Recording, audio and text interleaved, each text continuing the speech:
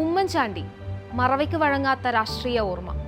ഉമ്മൻചാണ്ടി എന്ന നേതാവില്ലാതെ കോൺഗ്രസ് രാഷ്ട്രീയം 2 വർഷം പിന്നിടുന്നു. പ്രതിസന്ധികൾ തരണം ചെയ്യാൻ കെ കരുണാകരൻ കഴിഞ്ഞാൽ കോൺഗ്രസിൽ ഉമ്മൻചാണ്ടിയല്ലാതെ മറ്റൊരു നേതാവ് ഉണ്ടായിരുന്നില്ല എന്നതാണ് വാസ്തവം.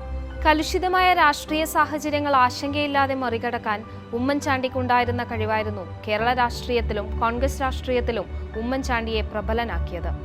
കെ കരുണാകരനു ശേഷം കോൺഗ്രസിന്റെ അമരക്കാരനായിരുന്നു ഉമ്മൻചാണ്ടി. ജനങ്ങളായിരുന്നു ഉമ്മൻചാണ്ടി എന്ന കുഞ്ഞൂഞ്ഞിന്റെ ശക്തി. അരനൂറ്റാണ്ടുകാലം നിയമസഭയിൽ പുതുപ്പള്ളിയെ പ്രതിനിധീകരിച്ചു. മുഖ്യമന്ത്രിയായും പ്രതിപക്ഷ നേതാവായും സഭയിൽ കോൺഗ്രസിന്റെ നാവായി മാറി. കാരോട്ട് വള്ളക്കാലിൽ KO ചാണ്ടിയുടെയും ബേബി ചാണ്ടിയുടെയും മകനായി കോട്ടയം ജില്ലയിലെ കുമരകത്ത് 1943 ഒക്ടോബർ 31 ഉമ്മൻചാണ്ടിയുടെ ജനനം. KSU യൂണിറ്റ് പ്രസിഡന്റായി രാഷ്ട്രീയ ജീവിതം തുടങ്ങിയ ഉമ്മൻചാണ്ടി KSUവിന്റെയും യൂത്ത് കോൺഗ്രസിന്റെയും സംസ്ഥാന അധ്യക്ഷനായിരുന്നു. യുവജന നേതാവ് എന്ന നിലയിൽ ശ്രദ്ധേയനായിരുന്ന ഉമ്മൻചാണ്ടി 1970കളുടെ തുടക്കത്തിൽ കോൺഗ്രസിന്റെ മുൻനിര നേതാവായി മാറി. പിന്നീടുള്ള അരനൂറ്റാണ്ടുകാലം കോൺഗ്രസിന്റെ ഏറ്റവും ജനകീയതയുള്ള നേതാക്കളിൽ ഒരാളായി ഉമ്മൻചാണ്ടി കേരള രാഷ്ട്രീയത്തിൽ നിറഞ്ഞു നിന്നു. പുതുപ്പള്ളിക്കാർക്ക് കുഞ്ഞൂഞ്ഞായിരുന്നു ഉമ്മൻചാണ്ടി.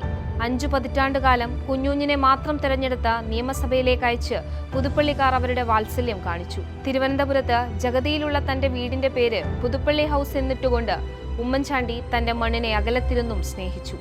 പറഞ്ഞാലും എഴുതിയാലും തീരാത്ത ഓർമ്മകൾ അവശേഷിപ്പിച്ചാണ് ഉമ്മൻചാണ്ടി യാത്ര പറഞ്ഞു പിരിഞ്ഞത്. ആ ഓർമ്മകൾ കോൺഗ്രസ് രാഷ്ട്രീയത്തിന്റെയും കേരള രാഷ്ട്രീയ ചരിത്രത്തിന്റെയും നേർസാക്ഷ്യങ്ങളായി ഉമ്മൻചാണ്ടി ഇല്ലാത്ത കാലത്തും മിഴിവോടെ തെളിഞ്ഞു കിടക്കും.